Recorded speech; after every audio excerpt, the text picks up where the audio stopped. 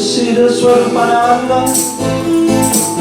Paramahamsa namine, Gaura Karuna Swarupaya, Radha Krishna Prestayati. Namo Siddhaswarupananda, Paramahamsa namine, Gaura Karuna Swarupaya, Radha Krishna Prestayati. Namo Siddhaswarupananda, Paramahamsa namine, Gaura Karuna Swarupaya, Radha Krishna Prestayati. Namo Siddhaswarupananda, Paramahamsa namine, Gaura Karuna Swarupaya, Radha Krishna Prestayati. Shri Krishna Chaitanya, Radha Krishna Narayana, Shri Krishna Chaitanya, Radha Krishna Narayana. Shri Krishna Chaitanya, Radha Krishna Narayana, Shri Krishna Chaitanya, Radha Krishna Narayana. Shri Krishna Chaitanya, Radha Krishna Narayana, Shri Krishna Chaitanya, Radha Krishna Narayana. Shri Krishna Chaitanya, Radha Krishna Narayana, Shri Krishna Chaitanya, Radha Krishna Narayana. Bhaja Shri Krishna Chaitanya, Prabhu Nityananda, Shri Advaita Gadadhara, Shivasade Gaurabhakta Vrinda. Bhaja Shri Krishna Chaitanya, Prabhu Nityananda, Shri Advaita Gadadhara, Shivasade Gaurabhakta Vrinda. Gopala Govinda Rama, Madana Mohana, Gopala Govinda Rama, Madana Mohana.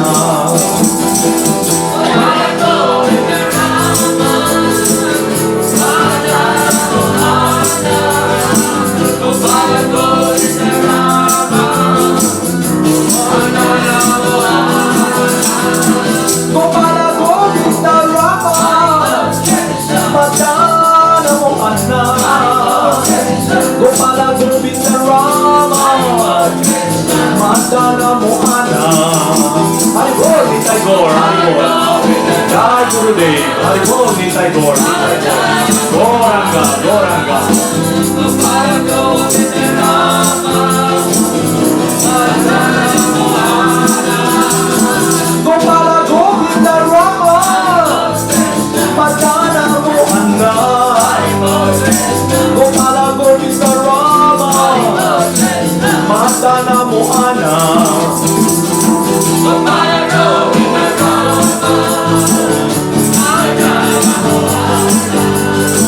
Gopala Govinda Rama,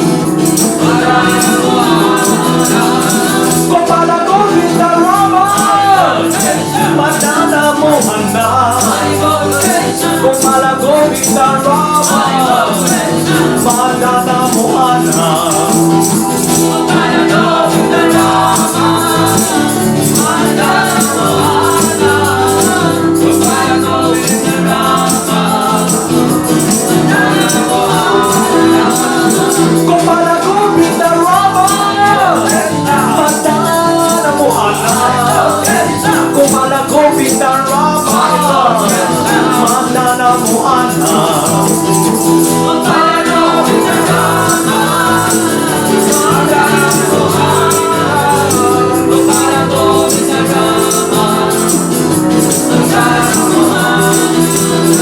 Gopala Govinda Rama, Madana Mohana.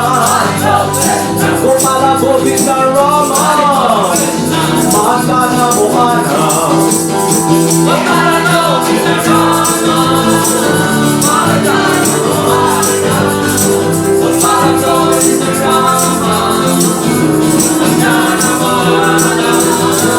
Jaya Jaya Gurudev, Jaya Jaya Gauranga, Jaya Jaya Gurudev, Jaya Jaya Gauranga.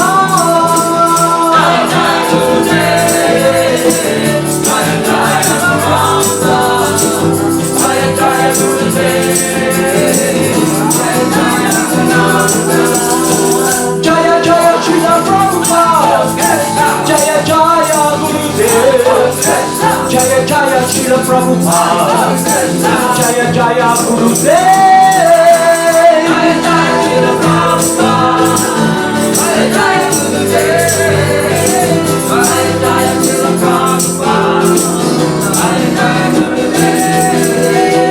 Jaya Jaya Siddhaswarupananda Paramahamsa.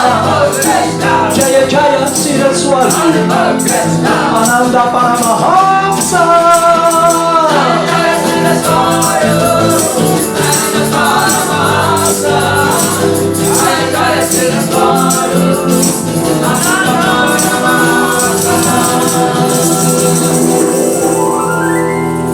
Namo Siddhaswarupananda Paramahamsa Naminehi Gora Karuna Swarupaya Radha Krishna Prestaya Te.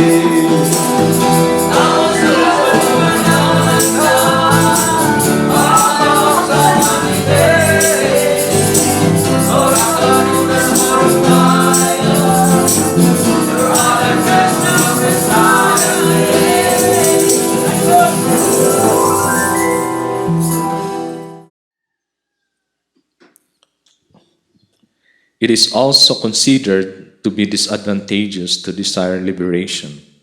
The only desire should be the desire to render service. Neglect of restrictions and prohibitions is also disadvantageous. The prohibitions are mentioned in the authorized scriptures.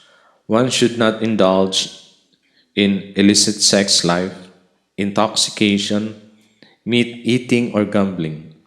These things are forbidden to one who is attempting devotional service. If one does not follow these principles strictly, there may be a severe disturbance in the discharge of devotional service.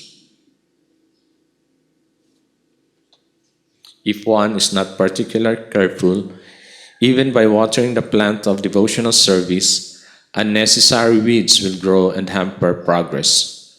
The idea is that when one waters a garden, not only does the desired plant grow more rapidly, but the unwanted plants grow also. If the gardener does not see impediments and take them out, they will overcome and choke the plant of devotion. If, however, one is careful to guard against the growth of unwanted plants, the plant of devotion grows luxuriantly and reaches the ultimate goal, Goloka Vrindavan. When the living entity engaged in devotional service relishes the fruit of love of Godhead, he forgets all religious ritual and improvements in his economic condition. He no longer desires to satisfy his senses, and he no longer desires to become one with the Supreme Lord by merging into his effulgence.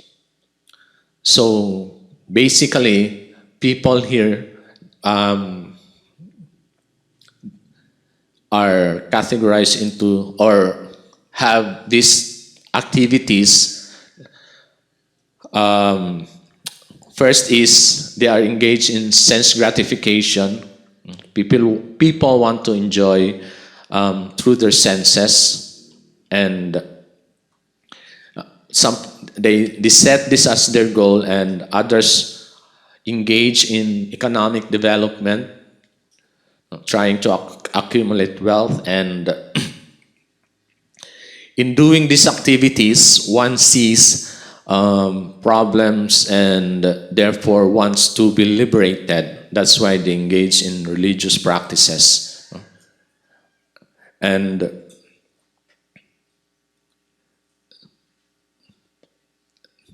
desire to be liberated.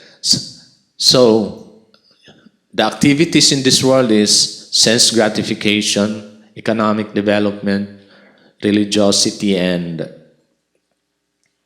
liberation. So these are the goals that are set by people, especially the conditioned souls. But there is a fifth activity that we should focus on, and that's devotional loving service of the Lord. So we have mentioned previously that one should take care of the seed of love of Godhead and water it by chanting the names of God. And be careful of also the weeds that grow. So when we take care of the plant of love for God, there are also things that grows. If you notice, when you take care of a plant, there are other things that grows aside from the plant that you're taking care of, like weeds. So we should be aware of this and try to remove it. So here it is stated that these weeds are compared to the prohibitions of the scriptures, like indulging in illicit sex, intoxication, meat eating, and gambling. So one is advised to avoid such activities because this will hamper in our growth in spiritual life. So if one is engaged in such activities, our devotional service is cut or may be covered. There are many phases of spiritual knowledge and transcendental bliss. On one platform are the ritualistic sacrifices recommended in the Vedas, the execution of austerities and pious duties, and the practice of mystic yoga. These all reward different results to their performer. The rewards of these practices, however, appear to be very glittering as long as one is not elevated to the transcendental loving service of the Lord. Love of God is dormant in everyone, and it can be awakened from its dormant position by the execution of pure devotional service, just as a person beaten by a serpent can be awakened by ammonia. So love of Godhead is already within us. It's not something that we have to acquire. Everyone has this, and it's an inherent thing in us, meaning that we just have to awaken it. It's already there. It's within us, and we just have to awaken this. And we do this by following the process. After speaking in this way about devotional service, Lord Chaitanya begins to describe devotional service and its symptoms to Rupa Goswami. He explains that in pure devotional service, there can be no desire other than the desire to advance in Krishna consciousness. In Krishna consciousness, there is no scope for worshipping any demigod or any other form of Krishna, nor is there room for indulgence in speculative empiric philosophy, nor indulgence in fruitive activities.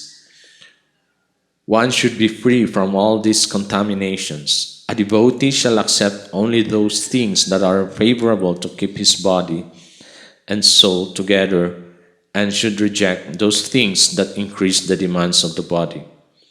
Only the bare necessities for bodily maintenance should be accepted.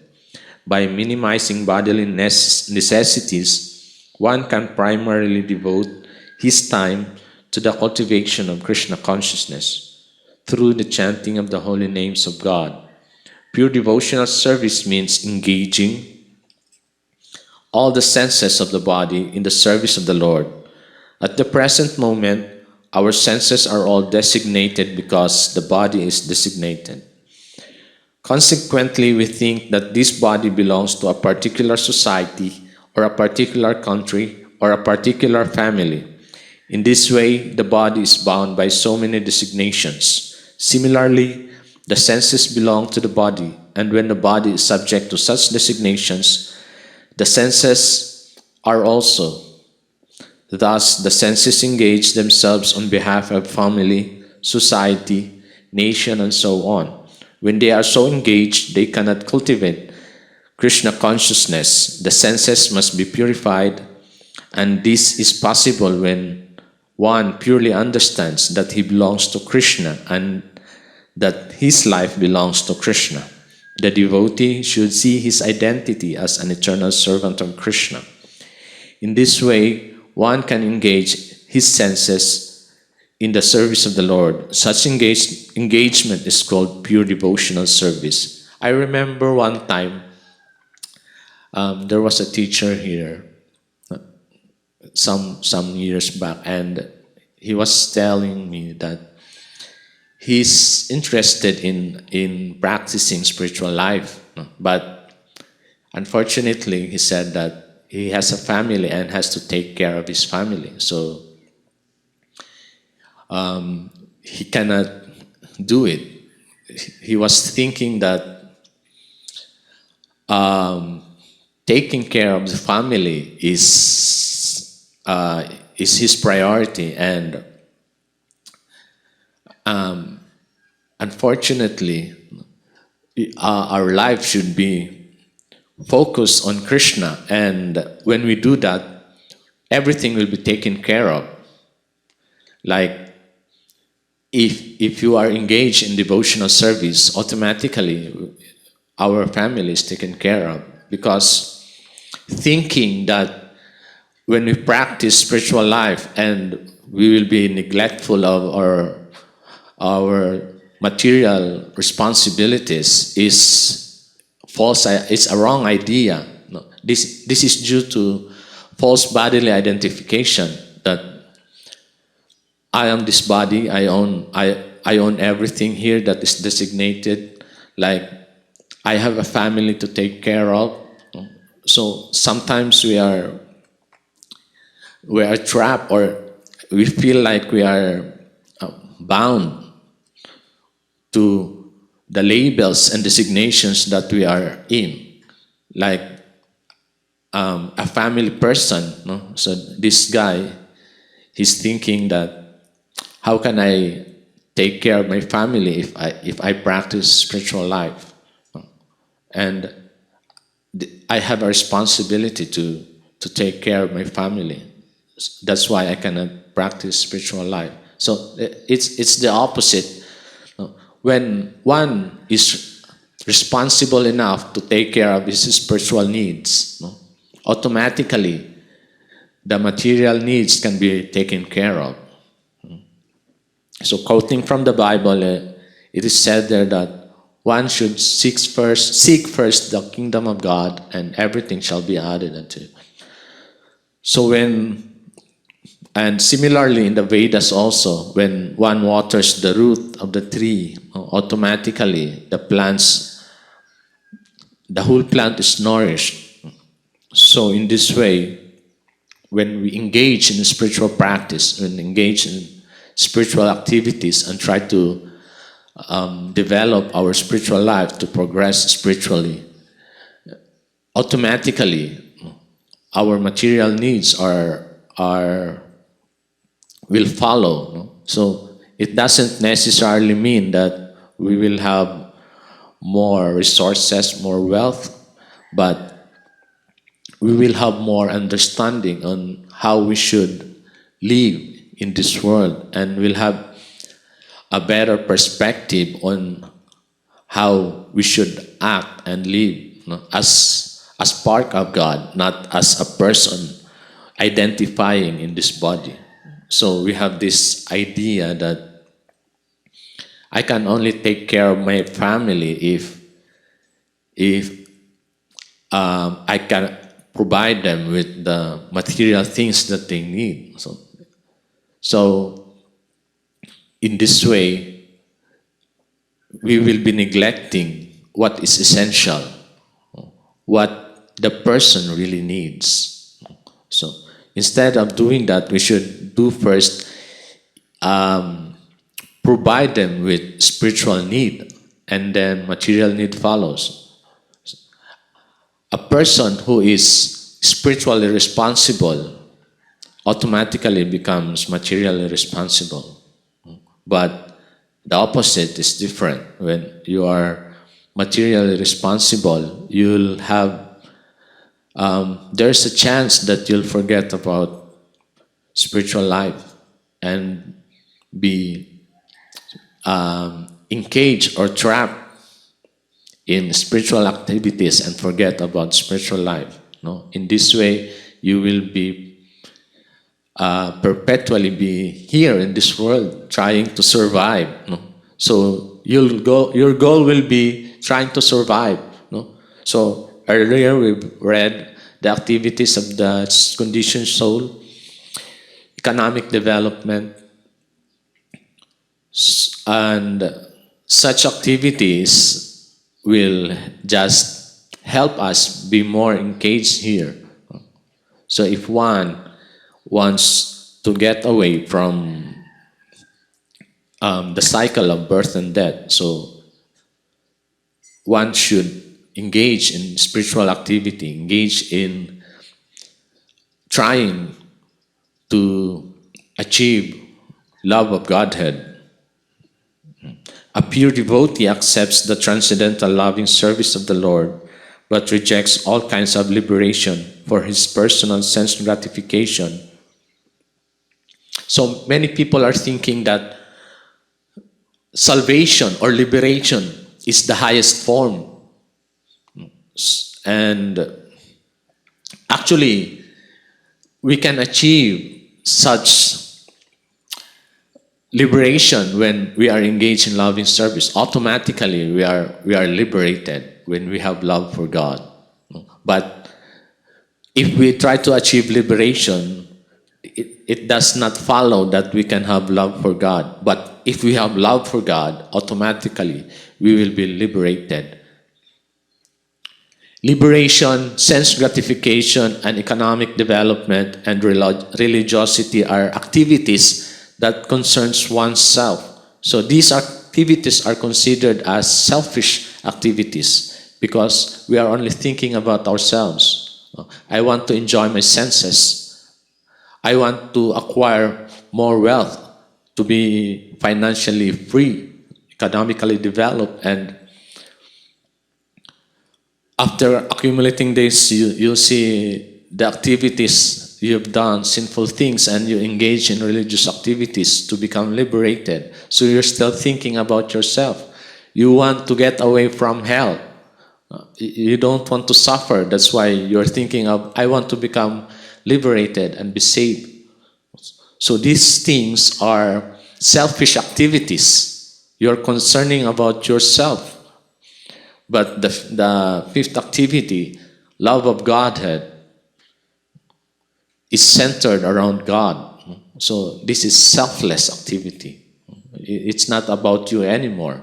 So God is the center, and devotees are focused on such activity, and they reject all other types of liberation. In Srimad Bhagavatam, Lord Kapila explains that as soon as a pure devotee hears the glorious and transcendental qualities of the Supreme Personality of Godhead, he who is seated in everyone's heart, his mind immediately flows toward the Lord, just as the waters of the Ganges flow toward the sea. Such spontaneous attraction to the service of the Supreme Personality of Godhead is most important. to pure devotional service. Devotional service is pure when one engages in the service of the Supreme Lord without any motive and without being hampered with material impediments. The pure devotee does not desire to live on the same planet with the Supreme Lord, nor does he desire the same opulence as the Lord, nor does he desire to have the same form as the Lord, nor to live with him side by side, nor to merge into his existence, etc.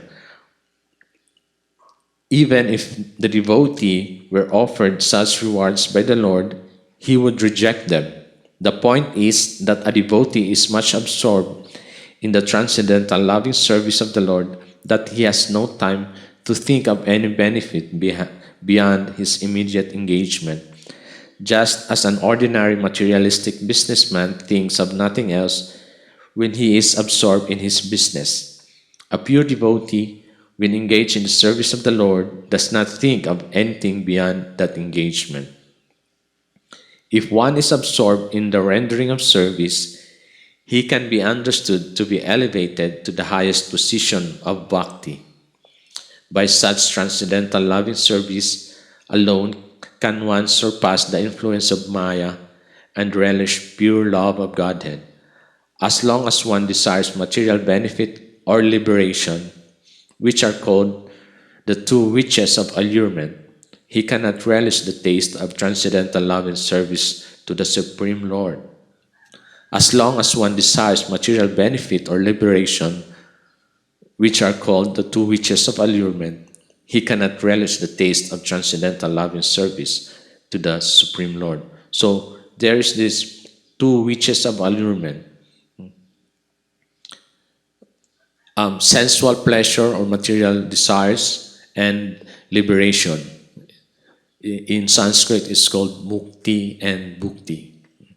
So people are sometimes, or most of the time, trapped in these witches of allurement. One wants to desire material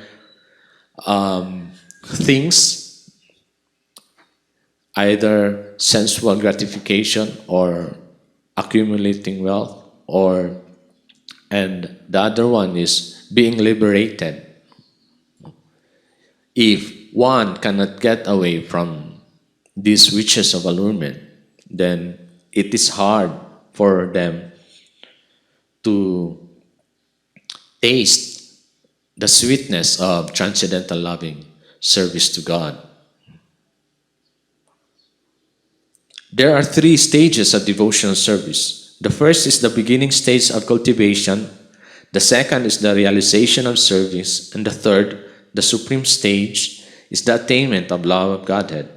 There are 9 different methods of cultivating devotional service, such as hearing, chanting, remembering, etc. And all these processes are employed in the first stage.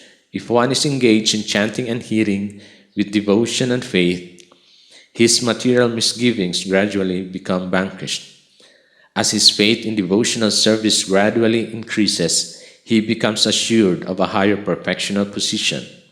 In this way, one can become firmly fixed in devotion, increase his taste for it, become attached and feel ecstasy.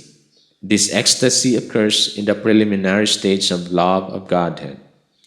Attainment of ecstasy is produced by execution of devotional service. When one continues the process of hearing and chanting, attachment grows and assumes the name of love of Godhead. So simply by following the process that is given in the sastras, in the scriptures, we can gradually be experiencing. So the sweetness, the taste of love of Godhead will gradually grow. And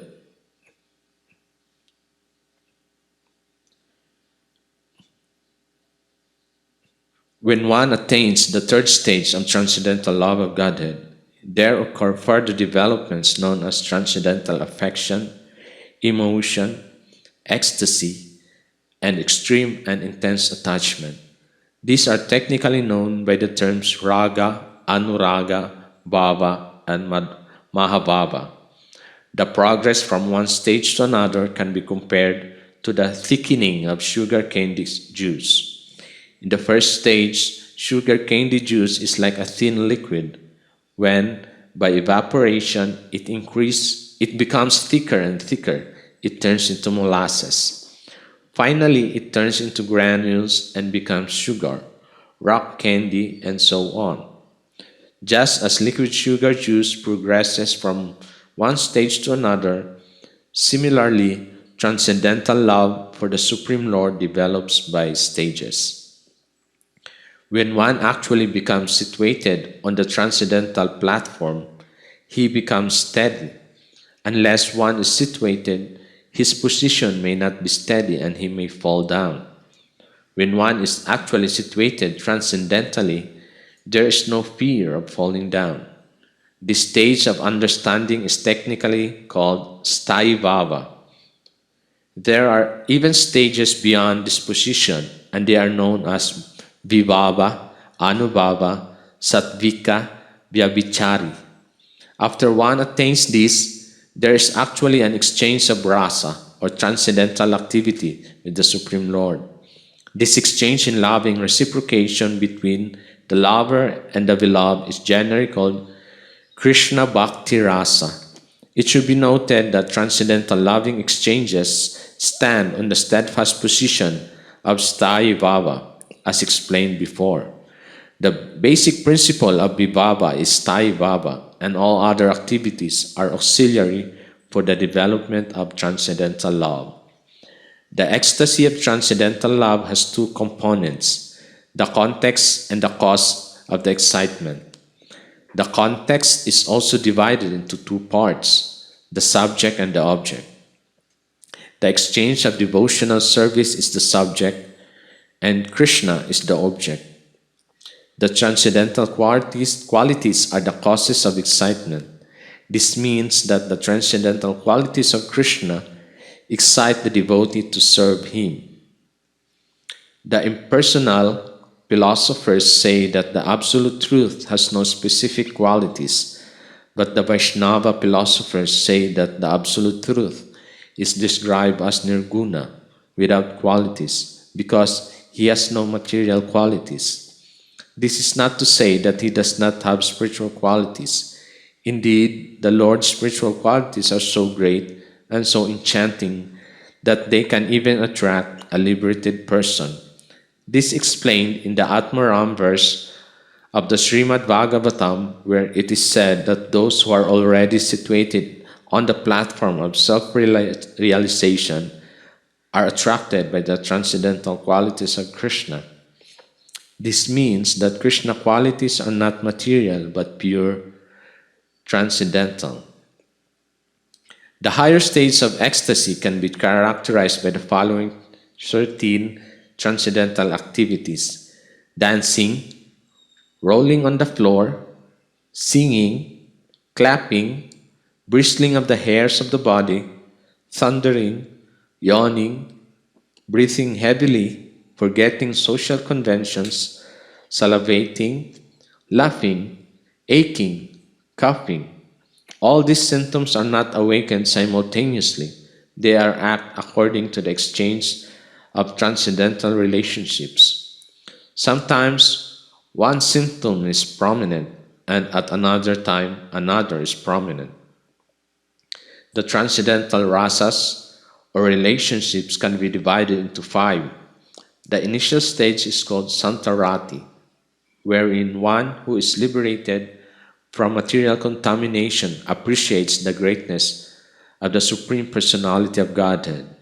One who attains this stage does not exactly engage in transcendental loving service of the Lord, for this is neutral stage. In the second stage, which is called Dasharati, a person appreciates his position as being everlastingly subordinate to the Supreme Lord, and he understands that he is eternally dependent on the causeless mercy of the Supreme Person. At that same time, there is an awakening of natural affection, such as is felt by a son who grows up and begins to appreciate his father's benedictions. At this stage, the living entity wants to serve the Supreme Lord instead of serving Maya or illusion. In the third stage, called Sakyarati, transcendental love is developed, and one associates with the Supreme on an equal level of love and respect. As this stage is further developed, there is joking and such relaxed exchanges as laughing and so on. On this level, there are fraternal exchanges with the Supreme Person, and one is free from all bondage. At this stage, one practically forgets his inferior position as a living entity, but at the same time, he has the greater respect for the Supreme Person. So we can engage in different relationship with the Supreme Person. This is contrary to what people are thinking, that the Supreme Person is someone we can fear. The Philippines is known as God-fearing country, and it's contradiction to what the scripture is saying. It's contradiction to what the spiritual masters are, the relationship of the spiritual masters with Krishna. Because here it is said that we can have different types of relationship. We can relate to God in different ways. And we don't need to fear Him. Actually, even in our experiences, we can analyze that if one fears us, then the relationship is limited. Imagine yourself, you have your children or someone close to you, and that person is afraid of you. The relationship, the exchange of relationship will be limited. For example, your child is afraid of you, and that child will, all of his moves, all of his activities will be counted. Maybe that child, your child, for example, it's your child, and may be afraid to hug you or give you something because of fear, or you cannot actually experience the loving relationship if it's rooted in fear. So the Lord Chaitanya was teaching Srila Rupa Goswami that relationships with Krishna, there are stages of relationship. So it starts with neutral relationship, and gradually it becomes more intimate, and the highest perfection of this relationship is when the person is close to God, like conjugal, and they do not see the Supreme Person as God. They relate to Him like an equal. They joke around. You experience with your friends. You joke around with your friends. You do things that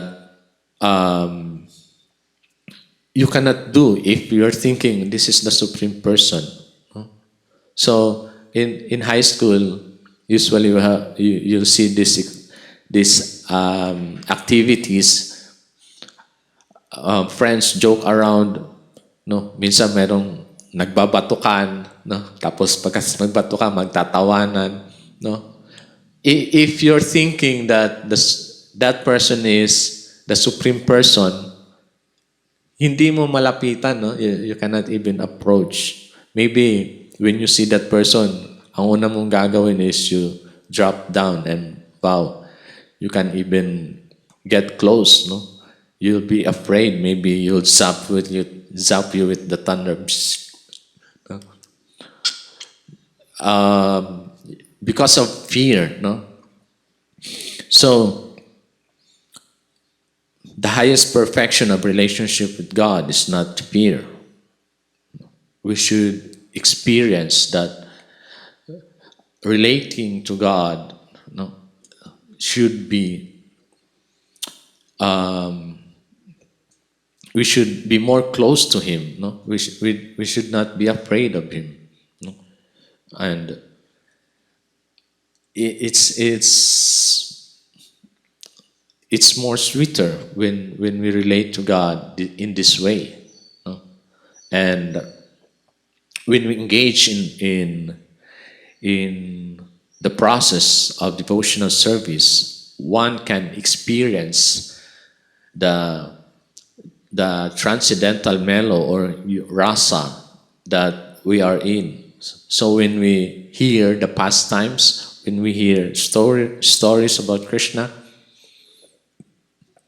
you'll experience, oh, that's so nice. So every individual have different tastes. So when they hear about the conjugal experience, oh, that's nice. Some enjoy the stories of Krishna with his friends, with the cowherd boys. Some enjoy stories about Krishna with the cowherd girls, and some enjoy Krishna stories killing demons. No? So there are different ways that it's according to the type of relationship that we are attracted to.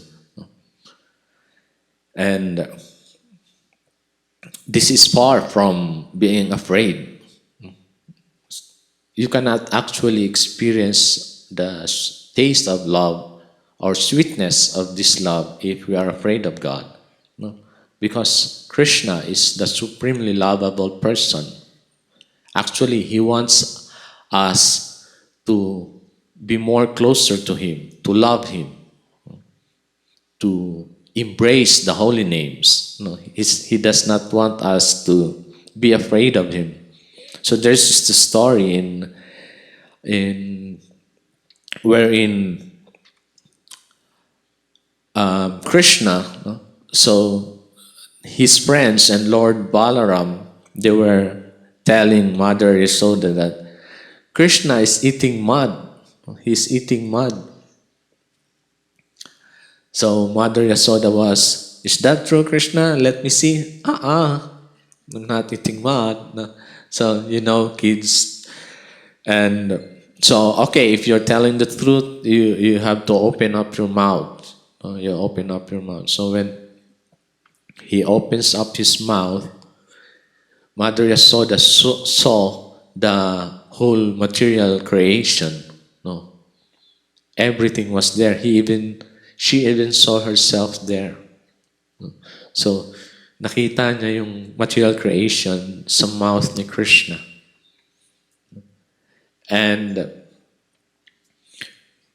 Mother Yasoda came into her senses that this is not an ordinary boy. This is the Supreme Person.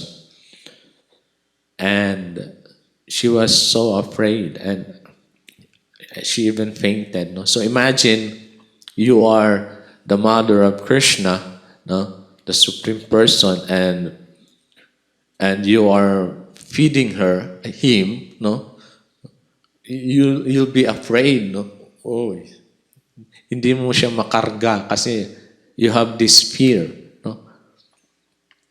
Mothers love to take care of their child, but if you see him as the Supreme Person, if Mother Yasoda saw him as that, then she may be afraid to even carry Krishna, baby Krishna, no? Baka ilagay niya lang sa isang upuan and then you just worship. So when that happened, no, Yoga Maya cloaked again, and so that Mother Yasoda can see Krishna as his loving child. No? So there are two types of Maya. No? One is the illusion that we are covered in, thinking that we are this body, we are the enjoyers of this world. And this type of Maya is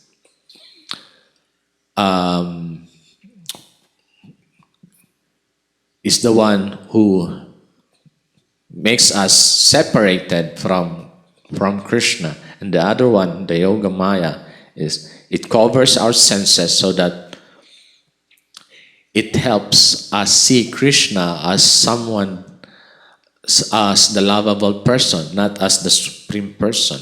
No?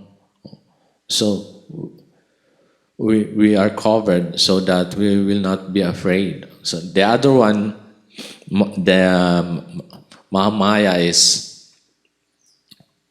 it covers our senses. It covers us, and we don't see our real identity. No? So that's materialistic. But when we are engaged in devotional service, as the person progresses and develops his love for God, no? So in the beginning, there's this neutrality, relationship in neutrality, wherein we see Krishna as the supreme person. No? With awe and reverence, we relate to him with awe and reverence, as the servant master. So that relationship is servant master, and then there is this relationship with Krishna as his friend. So we play with him, we enjoy, we joke around. No? Sometimes there's this cowherd boy. His role is to contradict Krishna. No?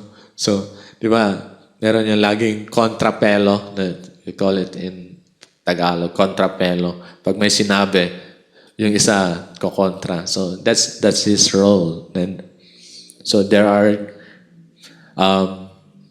cowherds who make fun of Krishna. No? So they enjoy this relationship. And then there is the relationship where Krishna as their child, like Mother Yasoda, no? Nanda Maharaj, Mother Sachi, no? And Krishna as a brother of Krishna. So there's Lord Balaram, and then the highest stage is conjugal relationship with Krishna. So these are the type of relationship that the gopis are experiencing. The spiritual master is the servant of the servant of the servant of Radharani. And when we follow in the footsteps of the spiritual master, we can experience, we can have a glimpse, no, of these transcendental mellows. Yung mga experience na to, magkakaroon tayo ng chance na makita and even experience it. No? In this way, yung fear, no, the fear of God will dissipate, and more we can experience the taste of love. The ecstasy of transcendental love has two components. I've read this already. The transcendental rasas or relationships can be divided into 5. Done. That's na tayo.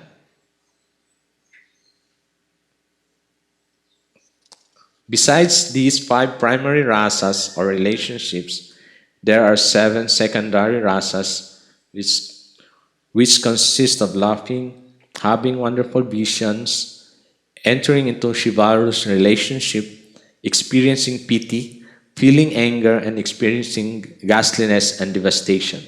For example, Bhisma related to Krishna as a warrior in the chivalrous rasa.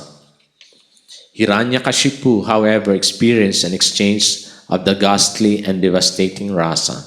The 5 primary rasas constantly remain within the heart of the pure devotee, and the 7 secondary rasas sometimes appear and disappear to enrich the flavors and taste of our primary ones. After enriching the primary rasas, they disappear. Examples of Santa Bhaktas or devotees in the neutral stage are the 9 yogis named Kavi, Havi, Antariksa, Prabuddha, Tripalayana, Avirhutra, Dravida, or Drumila, Kamasa, and Karabhajana. The 4 examples, the 4 Kumaras, Sanaka, Sanandana, Sanat Kumar, and Sanatan, are also examples of this stage.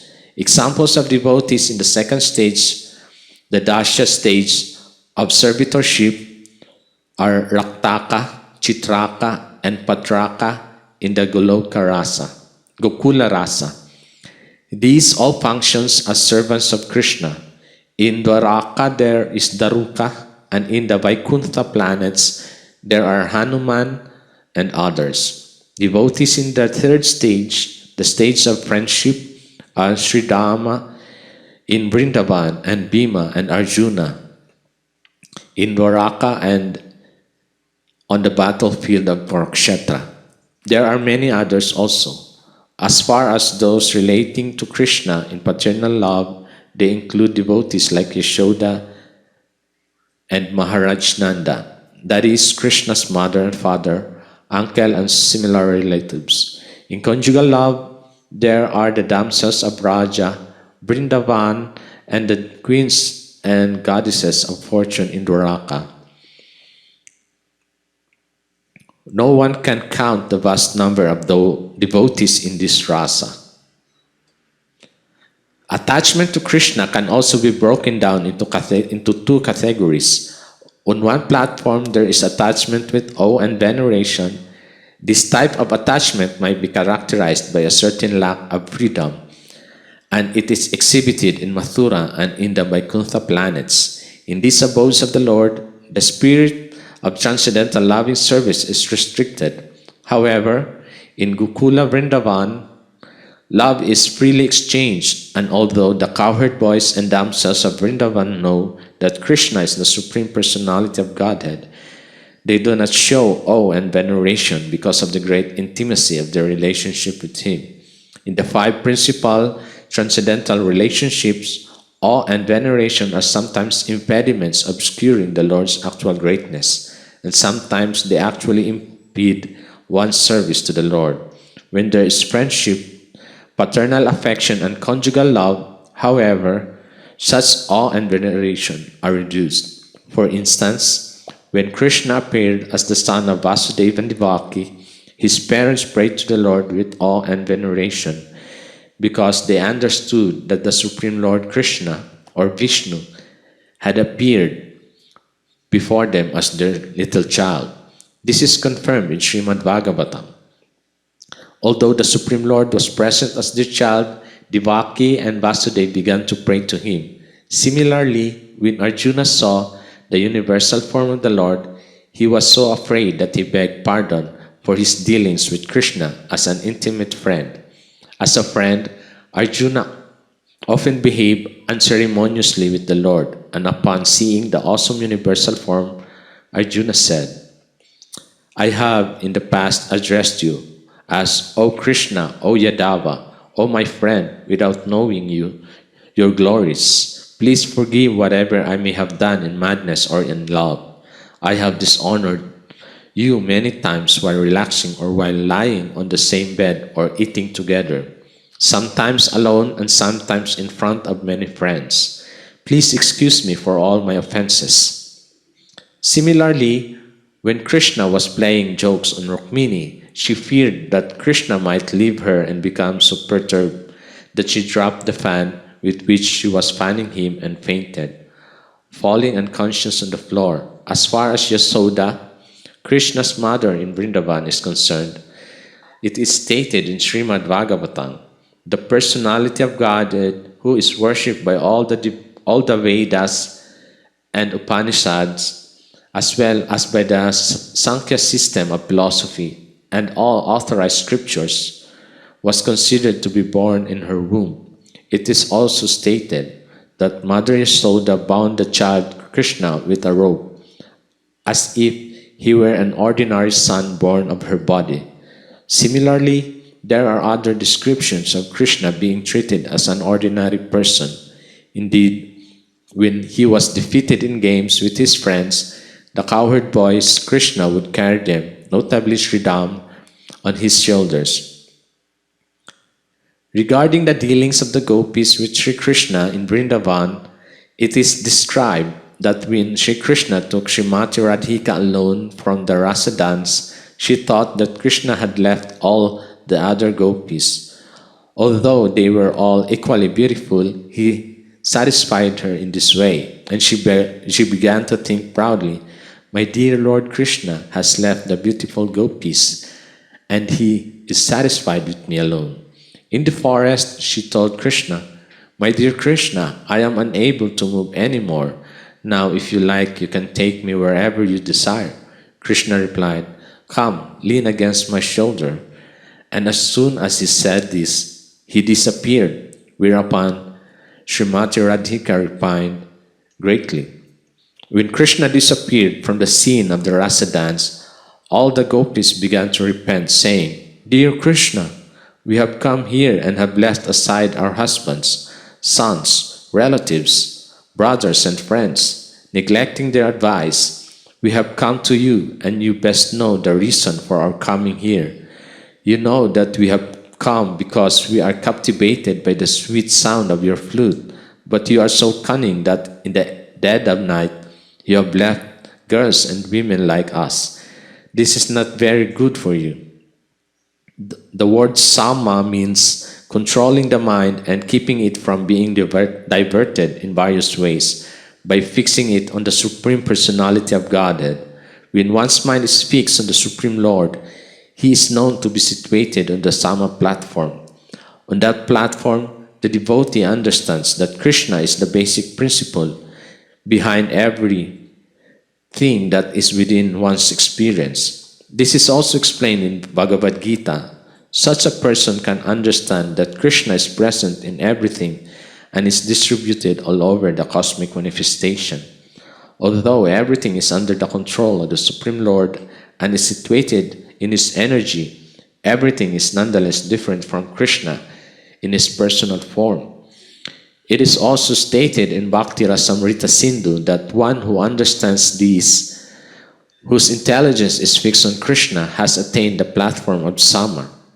Moreover, the Supreme Personality of Godhead says, "Samo manis tata bad buddhe." Unless one is elevated to the platform of Santarati, he cannot be fixed in knowledge of the greatness of Krishna, of the diffusion of his different energies, which are the case of all manifestations. The same point is explained in Srimad Bhagavatam.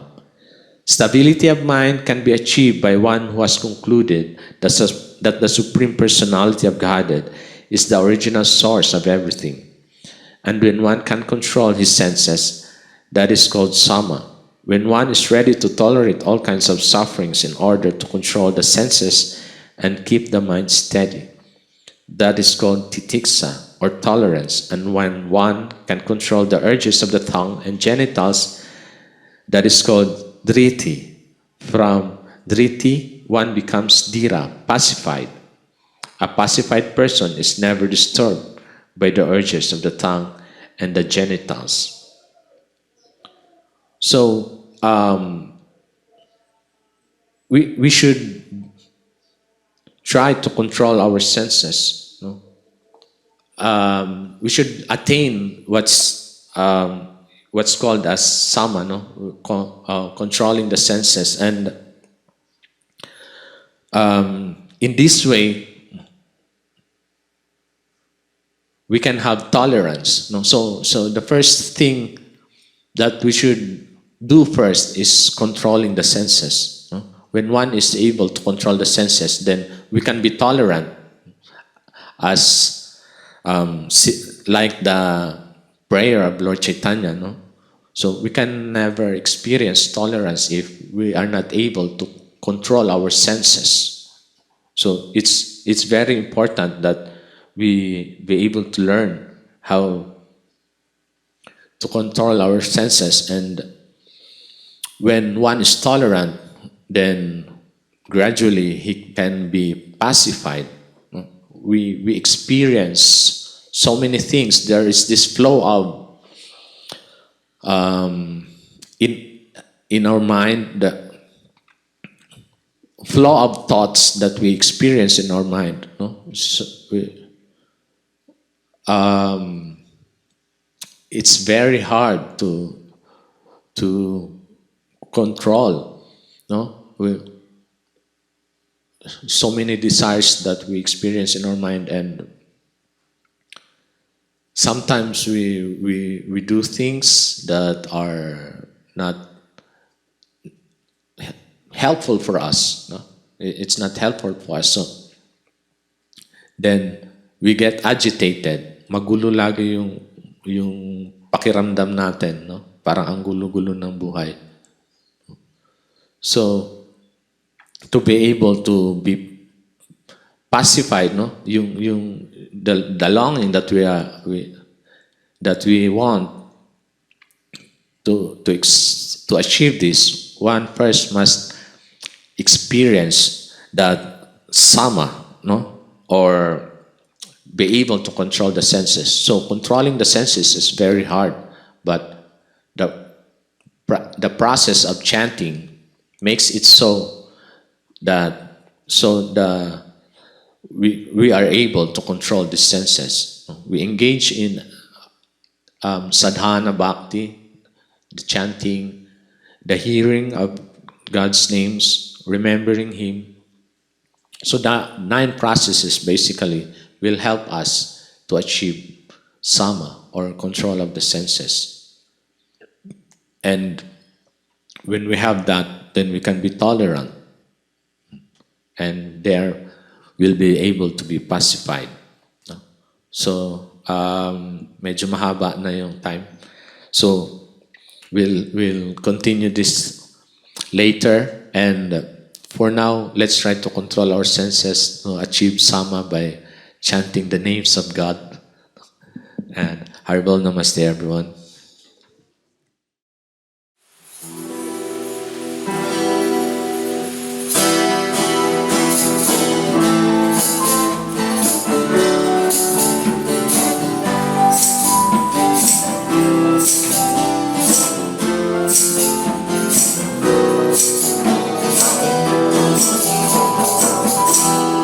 Siddhaswarupananda,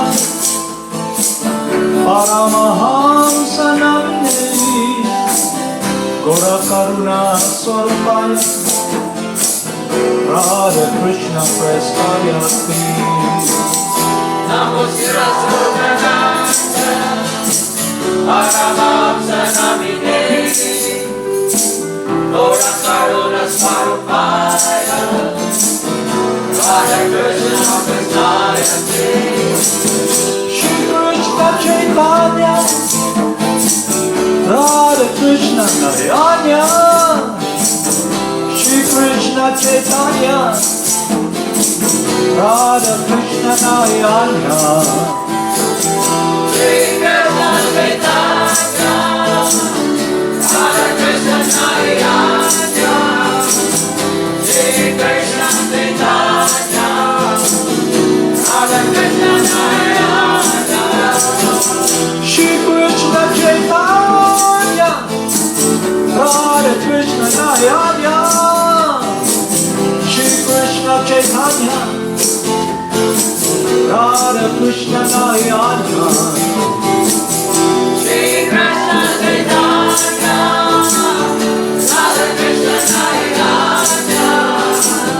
Shri Krishna Chaitanya, Radha Krishna Narayana, Bhaja Shri Krishna Chaitanya, Prabhu Nityananda, Shri Advaita Gadadhara, Shri Vasudeva Gopala Vrinda. Bhaja Shri Krishna Chaitanya, Prabhu Nityananda, Shri Advaita Gadadhara, Shri Vasudeva Gopala Vrinda. Gopala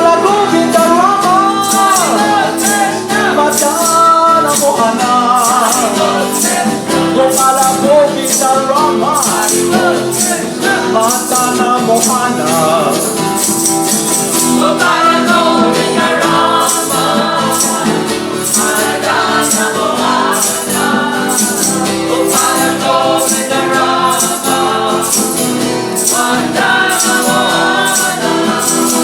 Gopala Govinda Rama, Madana Mohana. Gopala Govinda Rama, Madana Mohana. Gopala Govinda Rama, Madana Mohana. Gopala Govinda Rama, Haribol, sing like more. Madana Mohana. Gopala Govinda Rama, Madana Mohana. Gopala Govinda Rama, Madana Mohana. Haribol.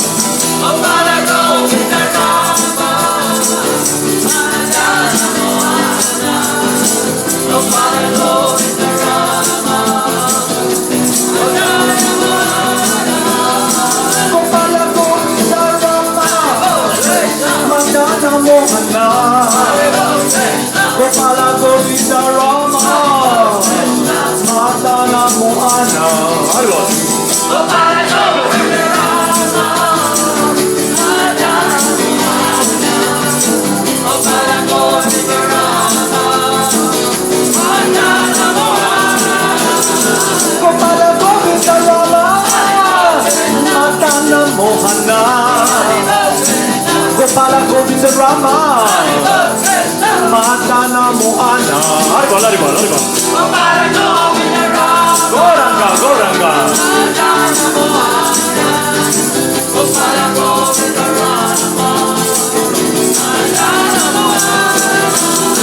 Gopala Govinda Rama, Madana Mohana. Gopala Govinda Rama, Madana Mohana. Gopala Govinda Rama, Madana Mohana. Haribol.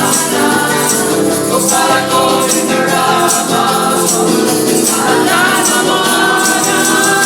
Gopala Govinda Rama, Madana Mohana. Gopala Govinda Rama, Madana Mohana.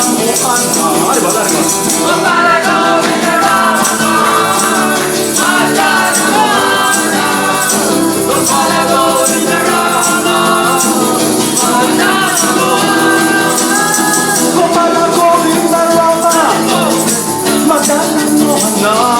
Haribol, haribol. Gopala Govinda Rama, Madana Mohana. Gopala Govinda Rama, Madana Mohana. Gopala Govinda Rama, Madana Mohana. Gopala Govinda Rama, Madana Mohana. Gopala Govinda Rama, Madana Mohana. Gopala Govinda Rama, Madana Mohana. Gopala Govinda Rama, Madana Mohana. Gopala Govinda Rama, Madana Mohana. Gopala Govinda Rama, Madana Mohana.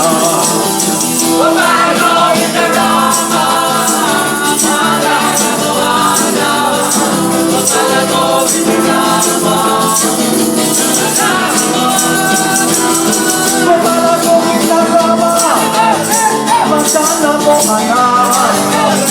Gopala Govinda Rama, Madana Mohana. Gopala Govinda Rama, Madana Mohana. Gopala Govinda Rama, Madana Mohana.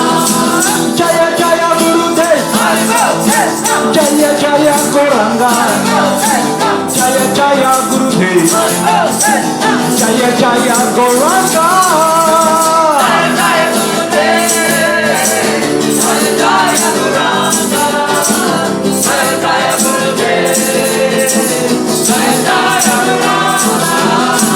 Jaya Jaya Shila Prabhupada, Jaya Jaya Gurudev, Jaya Jaya Shila Prabhupada, Jaya Jaya Gurudev.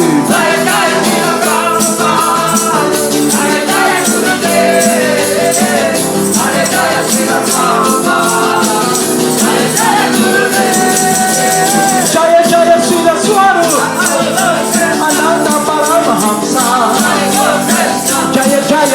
Siddhaswarupananda Paramahamsa.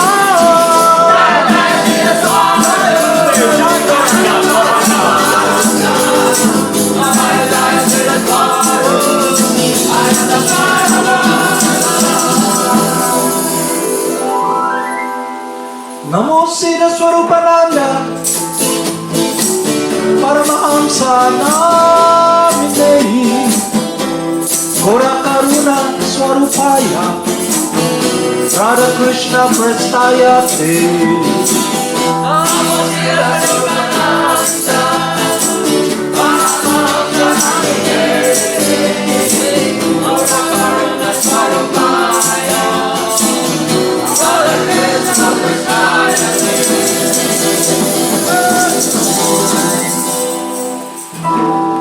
Namo Siddhaswarupananda Paramahamsa Namine Gora Karuna Swarupaya Radha Krishna Prastayate.